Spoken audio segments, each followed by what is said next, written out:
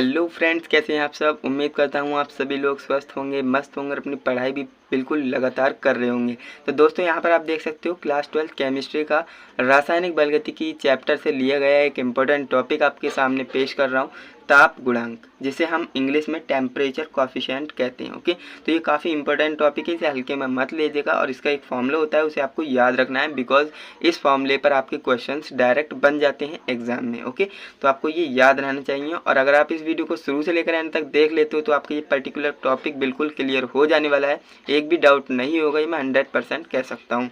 तो दोस्तों वीडियो काफ़ी ज़्यादा इंटरेस्टिंग है, वीडियो को लाइक कर दीजिए। चैनल पे नए हैं, चैनल को सब्सक्राइब नहीं किए हो तो चैनल को सब्सक्राइब कर लो ताकि आने वाली क्लासेस की नोटिफिकेशन आप मिस ना कर सकें। तो चलिए दोस्तों फटाफट से वीडियो शुरू करते हैं। तो दोस्तों वीडियो में आगे बढ़ने से पहले आपको बता दूं कि आप जो है इन चैप्टर्स के नोट्स कहाँ से लेंगे, क्योंकि काफ़ी सारे स्टूडेंट्स की क्वेरीज आ रही थी कि सर आप नोट्स कहाँ पर प्रोवाइड कराते हो। तो मैं आपके लिए बता दूं, आपका जो टेलीग्राम चैनल होता है उस पर मैंने आपको ये सारे नोट्स प्रोवाइड करा रखे हैं। आपको टेलीग्राम पर सर्च करना है PCM लाइव लर्निंग, वहाँ पर आपको हमारा चैनल मिलेगा, ईजिली ज्वाइन कर पाएंगे फ्री में और वहाँ से आप डाउनलोड कर पाएंगे नोट्स को भी फ्री में। ओके, तो आप समझ गए होंगे। चलिए आगे बढ़ते हैं। तो यहाँ पर आप देखिए ताप गुणांक क्या होता है, यानी कि टेम्परेचर कॉफिशिएंट होता क्या है। तो इसकी सबसे पहले हम परिभाषा जानेंगे, देन इसके बाद फॉर्मूला जान लेंगे, है ना। तो यहाँ पर आप देखिए ताप गुणांक की परिभाषा कुछ इस तरह से होगी, 10 डिग्री ताप के अंतर से वेग स्थिरांकों के अनुपात को अभिक्रिया का ताप गुणांक कहते हैं। मैं समझता हूँ ये अब जो डेफिनेशन है आपके ऊपर से बाउंस करके गई होगी, लेकिन मैं दोबारा समझाऊंगा तो आपको समझ में आ जाएगी। तो यहाँ पर देखिए, क्योंकि नई चीज़ें एक बार में समझ में नहीं आती, उन्हें कम से कम 2 से 3 बार पढ़ना पड़ता है। ओके, तो यहाँ पर देखिए 10 डिग्री सी ताप के अंतर यानी डिफरेंस के से वेग स्थिरांकों के अनुपात, यानी जो वेग स्थिरांक होंगे उनके अनुपात को अभिक्रिया का ताप गुणांक कहते हैं। बहुत ही लॉजिकली और बहुत आसान डेफिनेशन है, तो आप समझ ही गए होंगे। यहाँ पर आप देख सकते हैं ताप गुणांक बराबर KT + 10/KT हो जाएगा, उससे 3। अब यहाँ पर देखिए हम इसका मेन फॉर्मूले पर डिस्कस करते हैं ना। ताप गुणांक बराबर K30/K20 और K45/K35 और इक्वल टू K50/K40। अब यहाँ पर आप देख सकते हैं डिफरेंस, यानी डिफरेंस कितने का है, तो यहाँ पर आप देख सकते हैं 20 और 30 10 का, यहाँ पर भी आप देख सकते हैं 10 का है, यहाँ पर भी आप देख सकते हैं 10 का है। तो फ्रेंड्स हमने अपनी परिभाषा में यही बोला है कि 10 डिग्री सी ताप के अंतर से वेग स्थिरांकों के अनुपात को अभिक्रिया का ताप गुणांक कहते हैं। तो इसलिए हमने जो है 2 से 3 यानी डिफरेंस लिया कितना, 10 का। तो इस तरह से डिफरेंस हम लेंगे और डिफरेंस आपका 10 का ही होगा, तो ये आपको याद रखना है। एंड आपके वेग स्थिरांक के होते हैं तो इनके अनुपात को ही ताप गुणांक कहते हैं। आप देख सकते हैं कितना आसान है। ऐसा नहीं कि आपका ये पूरा फॉर्मूला है, आपका ये इतना फॉर्मूला भी हो सकता है, इतना भी हो सकता है, इतना भी, यानी ये इक्वल में लगा हुआ है। ये मैं समझाने के लिए बोल रहा हूँ कि ये भी हो सकता है, ये भी।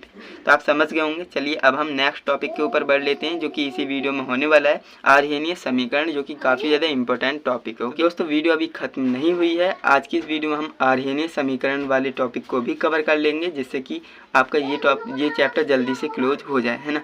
तो ये टॉपिक भी काफ़ी ज़्यादा पूछा जाता है, काफ़ी इंपॉर्टेंट टॉपिक है। इसका फॉर्मूला काफ़ी ज़्यादा इंपॉर्टेंट है, इससे भी न्यूमेरिकल्स बन जाते हैं। ओके, फॉर्मूले को मैंने बिल्कुल अच्छे से एक्सप्लेन किया है एंड बिल्कुल आसान तरीके से परिभाषा को भी लिखा है, आपको समझाने की पूरी कोशिश करूंगा मैं। तो आप वीडियो को फोकस के साथ देखिए।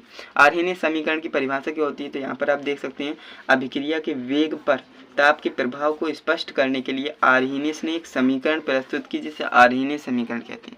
यानी आर्हेनियस एक वैज्ञानिक का नाम है और वो एक वैज्ञानिक थे।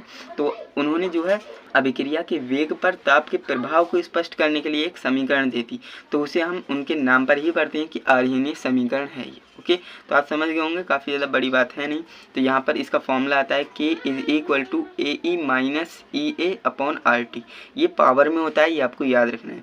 एंड ये भी आपको याद रखना है कि ये वाली स्मॉल ही ई है और ये वाला कैपिटल ई है। तो ये आपको याद रखना है, वरना आपका क्वेश्चन गलत हो सकता है।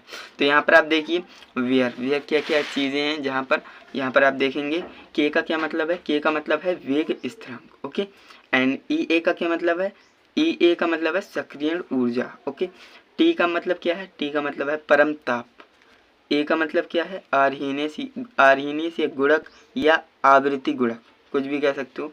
एंड R बराबर क्या है, गैस स्थिरांक, गैस नियतांक। ओके, तो ये आपको याद रखना है। और इसका मान कितना होता है, 8.314 joule kelvin inverse mole inverse, ये इसका जो है मात्रक होता है और ये इसका मान होता है। ये आपको याद रखना है 8.314, ये आपको याद रखना है।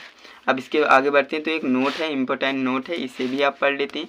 तो देखिए टी बढ़ेगा, EA/RT का मान घटेगा, यानी टेम्परेचर बढ़ेगा तो EA/RT का मान बढ़ेगा, ये आपको याद रखना है। अब वही बात करें AE माइनस EA/RT का मान बढ़ेगा, इसलिए K बढ़ेगा और इसलिए वेग R बढ़ेगा। ये मैंने शॉर्ट में लिख दिया है, आप समझ ही गए होंगे। तो दोस्तों उम्मीद करता हूँ आपको ये वीडियो अच्छी लगी होगी। अगर आपको वीडियो अच्छी लगी है तो वीडियो को लाइक कीजिए, और वीडियो से रिलेटेड आपको कोई डाउट है, कोई क्वेरी है तो आप कमेंट कर सकते हैं, मैं आपको कमेंट में ही आंसर बता दूंगा। चैनल पे नए हैं तो सब्सक्राइब कर लेना ताकि आने वाले सेशंस को आप बिल्कुल भी मिस ना कर सकें। तो चलिए दोस्तों आज के लिए बस इतना ही, हम मिलते हैं किसी नेक्स्ट इंटरेस्टिंग टॉपिक के साथ। तब तक के लिए जय हिंद, वंदे मातरम।